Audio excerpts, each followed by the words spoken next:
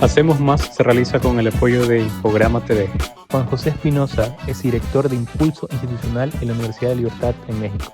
Ahí se impulsa una visión innovadora centrada en el pensamiento crítico y la reflexión sobre el papel del individuo en la sociedad. Pues nos planteamos el reto de decir la educación importa, pero tenemos que hacerla distinto, ¿no? Es una educación que tiene que ver más con retar a los estudiantes y que los estudiantes sean los...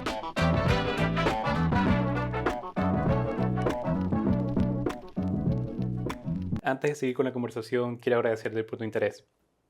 Aquí no hacemos lo tradicional. Traemos historias que suman y de las que puedes aprender. Suscríbete. Con tu apoyo, podemos seguir la conversación y brindarte nuevas ideas que inspiren. Porque aquí hacemos más. Amigos, les traemos un episodio muy especial de Hacemos Más. Por primera vez estamos grabando un capítulo fuera de nuestro set habitual y nos encontramos en las instalaciones de la Universidad de Libertad, acá en Ciudad de México. El día de hoy me acompaña José Carlos, director de Impulso Institucional de la Universidad de Libertad, que debo decir es una universidad que me encanta. En este par de días que he estado acá, creo que se siente como si estuvieras en una pintura. Es como una mezcla entre una startup y una universidad. Qué bien, qué bien. Jorge, pues qué gusto tenerte aquí, ¿no? Y estar en el marco del Radical Innovation Summit. Nos encanta tener gente creativa, innovadora, con nuevas ideas.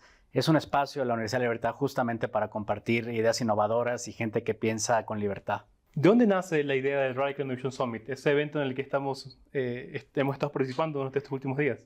Pues mira, nace de hace 3 años de una relación de colaboración entre el Centro Ricardo Salinas Pliego, la Universidad de la Libertad con el Atlas Network. Uh-huh. Y está enfocado, por supuesto, en la innovación, pero tiene como propósito todas las tecnologías que tienen que ver con la descentralización, ¿no? La centralización no solo hace mal en un plano, digamos, lo podemos analizar desde varios puntos, ¿no? Tanto en el plano público,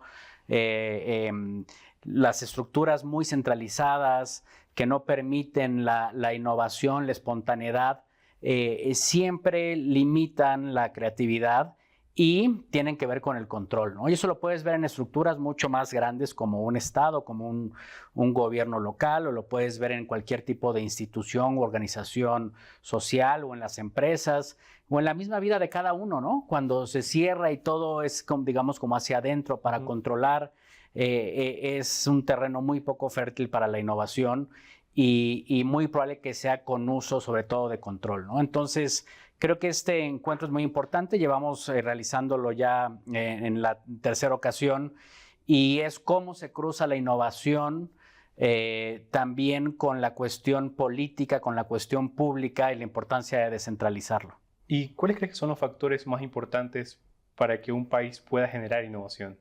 Mira, yo creo que tiene que ver, por supuesto hay estructuras que tienen que ver con la regulación, ¿no?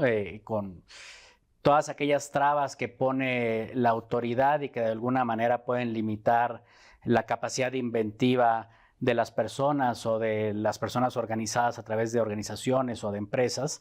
Hay una traba muy importante con la hiperregularización, regulación y el control que ponen las autoridades.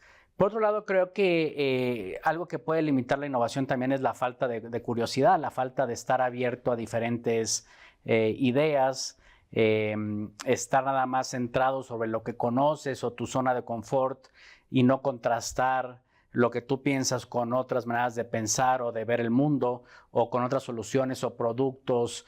Es decir, yo creo que uno de los elementos que puede limitar mucho la innovación es la resistencia al cambio y la resistencia a salir fuera de ciertos cajas o modelos de pensamiento que limitan el pensar distinto y el ver las cosas de manera diferente.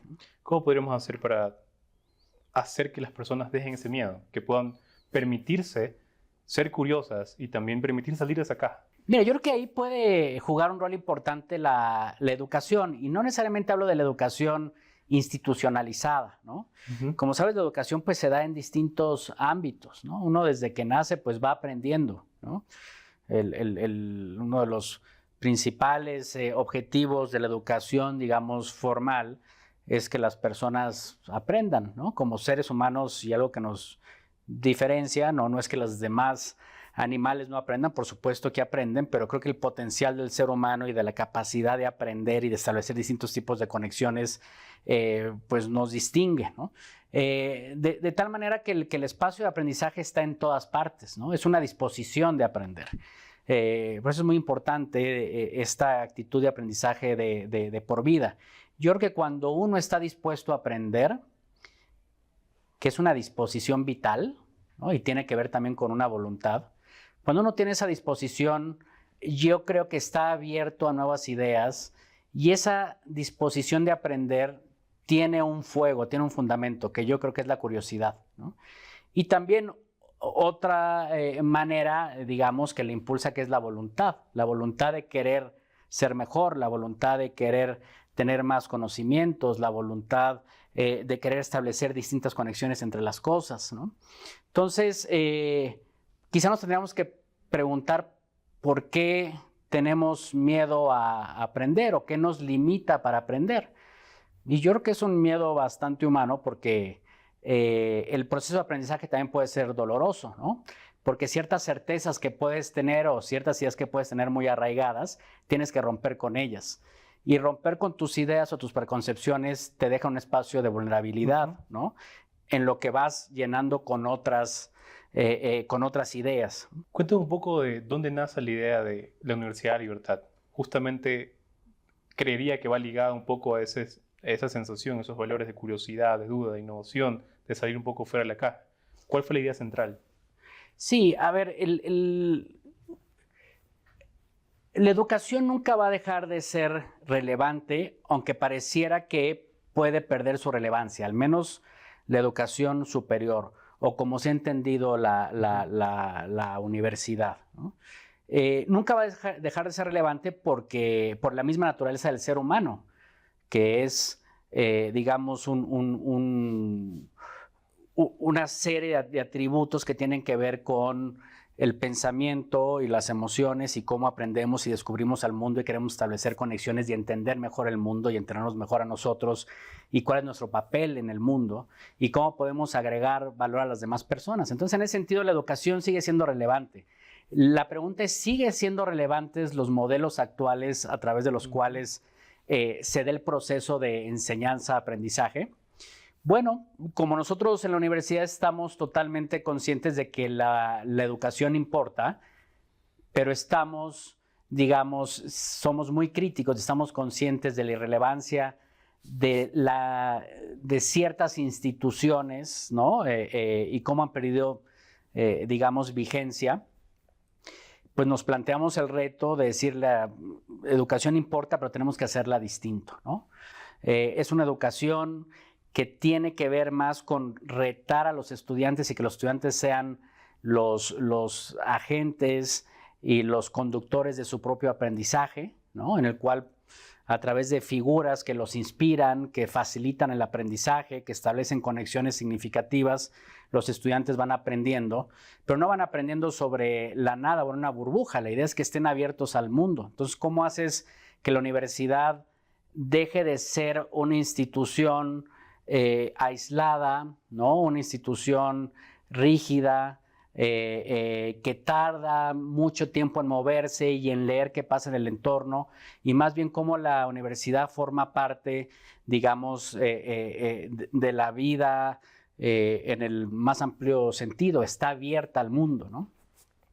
En ese sentido, sabiendo que la educación es relevante y es importante, y que hay ciertos elementos que nos caracterizan en la universidad, es decir, aquellas personas que se comprometen con su aprendizaje son más libres, ¿vale? Es decir, la educación sí es una llave para la libertad. Cuando tú eres más consciente sobre el mundo, tienes una visión más crítica sobre el mundo, tienes una visión más sistémica de lo que pasa, tienes una capacidad de reflexión más profunda, eres un ciudadano y eres una persona más consciente. Si tuvieras que marcar o puntualizar cuáles son las diferencias entre la metodología de enseñanza de la UL en comparación a la universidad tradicional, ¿cuáles dirías que son? No hay como tal hilos negros. La cuestión es que hay conceptos que ya tienen varios años que se están, digamos, implementando en varias instituciones educativas, pero el tema es el compromiso y la consistencia en eso, ¿no? Un elemento principal es el aprendizaje activo, ¿no? El centro del proceso de enseñanza-aprendizaje no está en el docente, aquella figura sabelotoda, digamos que incluso hasta en los salones están como en un escalón más arriba, ¿no? Y los estudiantes más abajo y siempre de frente viendo y esperando ser iluminados, ¿no? Ese concepto de alumno, el que necesita ser alumbrado por otra persona. Entonces, el aprendizaje activo supone que el estudiante es el centro del proceso de aprendizaje y el docente tiene que ser un facilitador de experiencias, ¿no? El aprendizaje activo es parte clave de nuestro modelo.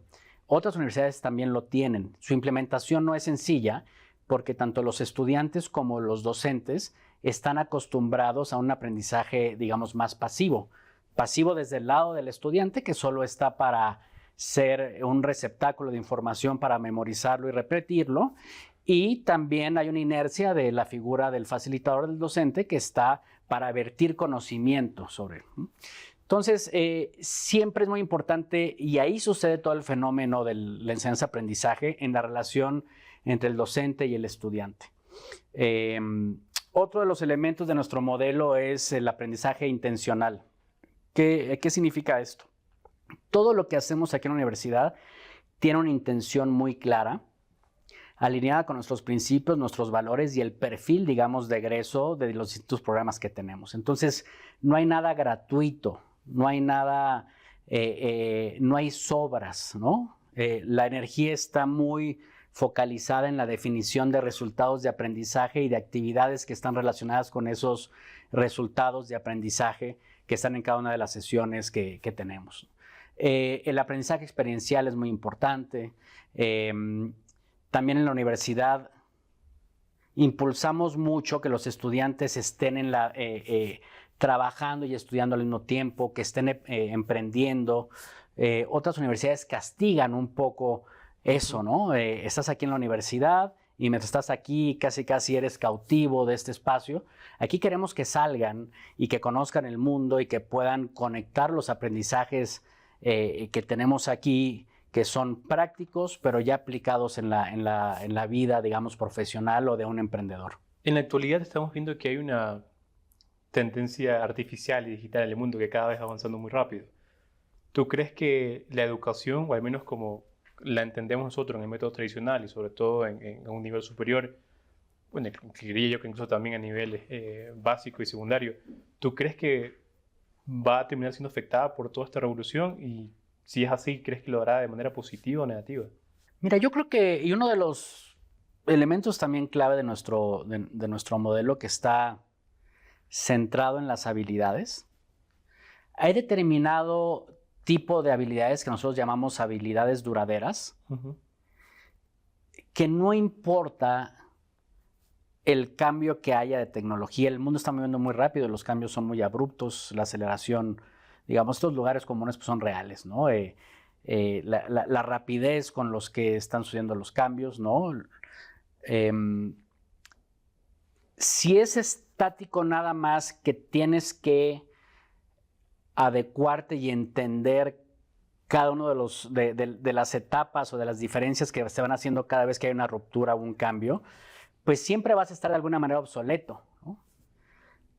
Entonces la pregunta es, ¿cuáles son aquellas habilidades que son duraderas?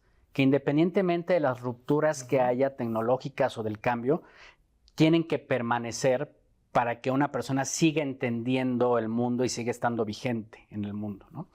Porque el otro lo puedes aprender. O sea, hay cuestiones técnicas que las puedes aprender. Seguramente en pocos años o en pocos meses nacerán más aplicaciones de inteligencia artificial, ¿no? Y uno se puede meter unas semanas, unos meses y puede más o menos entenderlas. Pero la habilidad de entender para qué sirve esa tecnología o cómo te sirve a ti o qué dice del mundo, pues esas son habilidades más duraderas, ¿no? Que ahí está el pensamiento crítico, el pensamiento sistémico, el pensamiento creativo, el pensamiento algorítmico, ¿no? Entonces nosotros lo que queremos es preparar a las personas para un mundo en cambio, en movimiento acelerado. No preparar a las personas para un determinado tipo de cambio y que sean vigentes en ese cambio, sino que sean vigentes alrededor de un mundo cambiante, ¿no? ¿Te preocupa que la inteligencia artificial nos vuelva un poco, no quiero usar vagos como palabra, pero nos vuelva complacientes con nuestro nivel de curiosidad y aprendizaje? Yo creo que no es mala la palabra, ¿no? Te puede hacer vago, perezoso, mentiroso, a ver, ¿no? O sea, siempre hay dos lados de la moneda en esto, ¿no? Es un reto, por ejemplo, en las instituciones de educación superior o también de media superior, el uso de la inteligencia artificial, ¿no? Hay cuestiones que ya no tienen mucho sentido. Antes tenía mucho sentido, por supuesto, escribir un ensayo, ¿no? Yo creo que las herramientas de habilidades que desarrollas, analíticas, etcétera, para escribir un ensayo son muy importantes, pero ahorita es muy difícil que ese tipo de ejercicios sigan estando vigentes porque los estudiantes están utilizando inteligencia artificial. Sin embargo, al menos en los modelos de lenguaje, es muy importante el prompting, ¿no? Y el prompting sí tiene una parte que regresa con los principios digamos, de los principios de la filosofía, de la importancia de hacer las preguntas correctas, ¿no? Entonces, si podemos empezar a generar la capacidad de hacer las preguntas correctas, se me hace una manera muy importante de acercarse al mundo, ¿no? En ese sentido, aprender bien ingeniería de prompting y hacer preguntas, creo que es una habilidad mucho más necesaria ahorita que escribir un ensayo, por ejemplo, ¿no? Entonces, pues nos tenemos que ir adaptando, ¿no? Por supuesto que el ser humano tiene una tendencia hacia la comodidad, hacia lo fácil, y todo lo que vale la pena requiere esfuerzo y requiere energía. Y lo que tenemos que enseñar a los estudiantes es que el esfuerzo, la energía bien invertida, siempre tiene una muy buena retribución, no necesariamente en el corto plazo, pero sí en el mediano y largo plazo. Entonces, creo que siempre podemos encontrar las maneras de adaptarnos bien a los cambios, aunque pues, es retador, ¿no? Por ejemplo, aquí en la universidad les pedimos el historial de prompting, ¿no? Decimos, está bien que utilice inteligencia artificial, no lo vamos a... pero si lo utilizas, queremos ver cómo lo estás utilizando, cómo estás racionalizando, cómo te estás preguntando, ¿no? Y si hay metodologías para acercarte a hacer preguntas más correctas, ¿no? Yo creo que temas como la lógica, ahorita es muy importante, ¿no? El pensamiento lógico, etcétera. Entonces, yo creo que la educación y los educadores, los pedagogos irán encontrando la manera de adaptarse a esto. Sabes que eso es la primera vez que lo escucho de un educador. Nunca había mencionado algo así como descárgate y dame el historial de prompting que utilizaste, porque me parece muy lógico usarlo. En la actualidad creo que la inteligencia artificial, prohibirla no tiene sentido, va a estar ahí, tiene que tratar de convertirse en esa aliada y darle justamente las herramientas al estudiante o a la persona para poder sacarle el mejor provecho, creo que termina siendo el eje central de todo. Es muy bueno y aparte, a ver, personalmente de las cosas que he aprendido mucho en mi vida ya profesional es la cuestión del proceso es tan importante o más importante que el resultado, ¿no? Y creo que el prompting es un proceso, ¿no? El cuestionarse, el hacer preguntas, tiene que ver más con el proceso que ya con el resultado de qué te dijo la máquina después de lo que preguntaste, ¿no? Sino cómo fuiste construyendo tus ideas, cómo fuiste hilando de preguntas, cómo fuiste retomando algunas respuestas para reformular preguntas. Eso es un proceso de pensamiento complejo, ¿no? Y creo que lo que tenemos que reforzar es ese tipo de pensamiento más profundo, complejo, y que está basado también en las preguntas correctas. Para ti, ¿la educación es el motor principal de desarrollo de una sociedad? Sí, yo creo que sin duda es uno de los principales. Yo creo que una sociedad que tiene personas educadas y personas sanas es una sociedad que tiene los fundamentos para poder prosperar, ¿no? Depende qué tipo de educación también, ¿no? Porque la educación en abstracto, vale, pues es una idea, ¿no? Pero hay educación que puede ser nociva, ¿no? Y hay educación que puede impulsar y desarrollar las potencialidades del ser humano, ¿no? Hay educación que puede tener quizá fundamentos o principios o ideas que en lugar de potenciar al ser humano, lo puede limitar, ¿no? Entonces, creo que la educación como principio filosófico, como idea que tiene que ver con la conciencia del ser humano de que puede ser mejor y que la mente se desarrolla, ¿no? Y que somos seres que aprendemos, por supuesto que es fundamental para que una sociedad prospere, ¿no? Pero no cualquier tipo de educación. Hablemos un poco de las ideas, que es un tema que a mí personalmente me fascina. ¿Cuál crees tú que es el rol que tienen las ideas en la sociedad? Yo creo que la historia de la humanidad se puede analizar desde una historia de las ideas, ¿no? Por lo general las ideas son las semillas o los gérmenes, o más bien los virus, ¿no? que pueden llevar a una sociedad a desarrollar un tipo de modelo que pueda limitar, por ejemplo, la libertad, que puede estar más enfocada hacia el control del gobierno como un espíritu casi absoluto que debe tomar las decisiones y totalmente determinado por ciertas nociones de control, ¿no? O hay ideas que tienen que ver más con la agencia del individuo y del individuo como centro para poder tomar decisiones y construir su propia vida. A ver, creo que hay dos pulsiones que han estado desde el inicio de la humanidad, ¿no? Y que siguen estando ahorita vigentes, que tienen que ver con el individuo y el colectivo, ¿no? Por supuesto que el colectivo es una abstracción, el individuo es mucho más concreto, ¿no?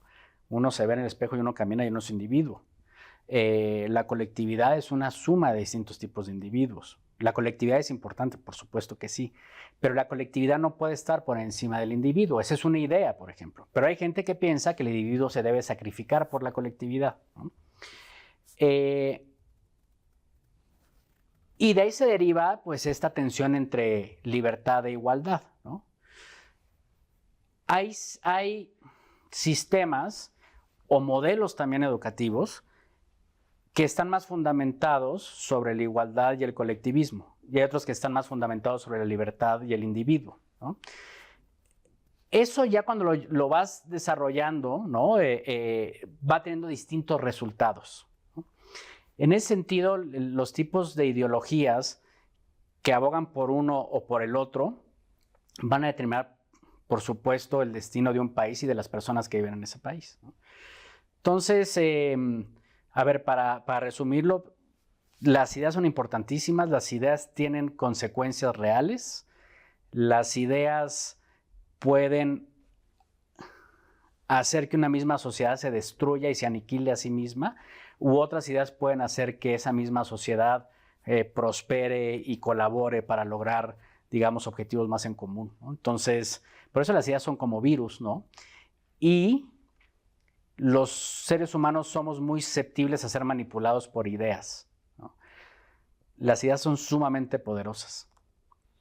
¿Tú crees que una persona puede utilizar una idea como arma de doble filo? Porque puede ser utilizada tanto para el progreso, pero también para implantar otro tipo de virus, quizás uno más maligno, si le quiero llamar de alguna forma. Pues sí, no, y aparte hay un problema también con estos conceptos muy complejos, como el mismo concepto de libertad. Tú ves que el concepto de libertad es utilizado a diestra y siniestra por personas que están más convencidas sobre el control y lo centralizado, ¿no? Y enarbolan el concepto de libertad como el fundamento de todo, o puedes tener otras personas que están más enfocadas como en la libertad del individuo y también enarbolan la libertad. Entonces, la complejidad de los significados de las mismas ideas o de los conceptos hace que de repente estemos en un ruido o en una imposibilidad también de entendernos entre las personas que comprendemos sobre los mismos conceptos que estamos entendiendo de manera distinta, ¿no? tiene su complejidad. Y yo creo que el pensamiento crítico y el pensamiento analítico al menos te da la capacidad de saber que eso pasa, ¿no? Y decir, ok, pues hay complejidad, las personas pueden tener distintas historias, distinta noción sobre ciertos conceptos que están muy relacionados con de dónde vienen, dónde estudiaron, etcétera. Y esos conceptos, aunque sean muy similares, pueden estar chocando con una percepción distinta de otras personas, ¿no? Por eso creo que una de las habilidades que también debe formar se debe formar en la educación superior es la de la comprensión y la escucha, ¿no? O sea, tener la capacidad de escuchar a la otra persona, aunque tenga ideas totalmente distintas a las tuyas, ¿no? Y no hay nada más liberal que eso, ¿no? Entonces, me parece que estamos llegando ahorita estamos en un punto, me parece un tanto crítico en el que tenemos muy poca capacidad de escucha de las otras ideas y por todos lados estamos cancelando, ¿eh? Hay una parte que tiene que ver o que está muy asociada a la cultura de cancelación más con el progresismo, ¿no? Y las izquierdas, pero también en la derecha, en el conservadurismo, también hay mucha cultura de la cancelación, ¿no? Entonces, parece haber unas tensiones y estamos viviendo en un mundo de muchas tensiones y creo que la capacidad de analizar y entender ese mundo es fundamental. ¿Por qué crees que llegamos a ese punto crítico de polarización? Mira, no lo sé. Yo creo que, por supuesto que son muchos factores, ¿no? Es una multiplicidad de factores. Dar una respuesta concreta o sencilla a esa pregunta, pues, sería arriesgado y también sería, digamos, falso, ¿no? De cualquier tipo de respuesta. Yo creo que mucho tiene que ver con la política, ¿no? Con la política en el sentido de cómo se han dividido las sociedades con distintos regímenes de gobierno, ¿no? Gobiernos asociados a ciertas ideas que luego se enquistan en el poder y se empiezan a polarizar los distintos grupos en un país. También está pues la polaridad necesaria y las tensiones necesarias que siempre han habido, como esta que planteaba hace un momento, ¿no? Que es una dicotomía, pues... De lo individual y colectivo. Individual, colectivo, etcétera, igualdad, libertad, que esas son positivas, ¿no? Hay tensiones positivas, ¿no? El mundo y el mismo individuo se mueve a través de tensiones, ¿no? Que son necesarias para que haya dinamismo, ¿no? El problema es que creo que hay ciertos tipos de principios que ya no son tan claros en este momento, como el de la no violencia, por ejemplo, ¿no? Uno puede estar totalmente en contra de lo que piensa la otra persona y tener sus argumentos, pero no necesariamente yo tengo que ejercer violencia contra esa persona, ¿no? Puedo no respetar, por supuesto, y no estar de acuerdo con tus ideas, pero decir, bueno, pues Jorge, yo no tengo nada en contra de Jorge, no tengo por qué hacerle daño a Jorge porque pensemos distinto, ¿no? Entonces, creo que algunos principios que tienen que ver con elementos fundamentales de los derechos humanos, ¿no? Y de la importancia también como del individuo y los derechos que tienes como individuo, sobre todo el del ejercicio de la violencia, me preocupa que estén sobrepasando en este momento, ¿no? Déjame preguntarlo desde la otra arista. ¿Cómo crees que podemos fomentar nuevamente esa tolerancia hacia las ideas, hacia eso que incluso no nos puede gustar, pero que las personas tienen derecho a expresarse? Sí, yo creo que, a ver, porque es totalmente válido no ser tolerante con ciertas ideas. El tema es que se confunde las ideas con las personas, ¿no? O sea, cuando relacionamos totalmente a una persona con las ideas y no somos capaces de separarlo, es donde creo que puede estar el problema, ¿no? Me parece que tiene que ver con un ejercicio de empatía, pero la pregunta es igual, ¿cómo desarrollas empatía? Tienes que tener como ciertos principios, ciertos valores de que el ser humano es importante y el ser humano en sí mismo es importante. En los derechos humanos le llaman la dignidad humana, ¿no? Que todavía no nos hemos puesto de acuerdo en definir qué es la dignidad humana, ¿no? Algo hay ahí que es importante, pero el simple hecho de ser humano, pues creo que merece ¿no? Cierta consideración del otro para escucharlo, y aunque no esté de acuerdo, pues no puedo estar de acuerdo, pero tampoco tengo que convivir contigo, tampoco tengo que estar contigo. Lo que sí puedo evitar es hacerte daño, ¿no? Y creo que dañar a otras personas o ser violento con otras personas es algo que sí ha estado siempre presente en la historia de la humanidad y que no hemos logrado dar el siguiente paso como humanidad, y parece que ahorita se está agudizando, ¿no? No sé realmente qué es lo que tendríamos que hacer. Tendría que ser quizá una educación más basada en la empatía, ¿no? En reconocerme también a través del otro, ¿no? En reconocer mi vulnerabilidad también a través del otro. En fin, o sea, creo que es un tema bastante complejo. Regresando al punto anterior, yo creo que uno podría ir muy bien por la vida sin hacerle daño a los demás. Yo creo que no tienes que dejar un gran legado. Hay gente que puede dejar un gran legado, ¿no? Y uno debe construir y dar hacia los demás, ¿no? Cuando me refiero a dar hacia los demás, me refiero a que lo que tú hagas en tu vida tenga un sentido y tenga un propósito que también tenga un impacto en las demás personas. No quiere decir que todo el mundo tenga que hacer eso, ¿no? Yo creo que ser un buen ciudadano, por supuesto, es estar informado y participar en determinadas decisiones públicas, ¿no? Pero creo que si fuéramos capaces de no joder al otro, ¿no? De no dañar al otro, será una sociedad distinta.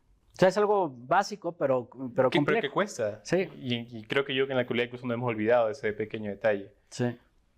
José Carlos, como tradición, en nuestros episodios siempre solemos hacer 2 preguntas finales a nuestros invitados. La primera, ¿qué cambio te gustaría ver en la sociedad? Me gustaría que fuera una sociedad que está realmente interesada en no verse, digamos, como el ombligo a sí misma, no estar encerrada. Sí, porque una sociedad también es una abstracción, ¿no? Y hay distintos tipos de sociedades. Tiene que ser una sociedad más abierta, una sociedad más, digamos, plural, en el cosmopolita, en el sentido en el que las ideas diferentes importan, ¿no? Y entenderse y nutrirse de esa pluralidad es importante. Al menos como un principio de poner en duda tus propias ideas, ya sea para reafirmarlas o sea para construir algo distinto, ¿no? Entonces yo creo que una sociedad más abierta al diálogo y entenderse entre sí, ¿no? Y lo último, ¿qué pregunta te gustaría dejar a nuestra audiencia? Si lo que estás haciendo en tu día a día está alineado con la sociedad que tú quieres que exista. Porque es la abstracción de la sociedad siempre hay que remitirla a las decisiones que yo tomo en mi día a día, ¿no?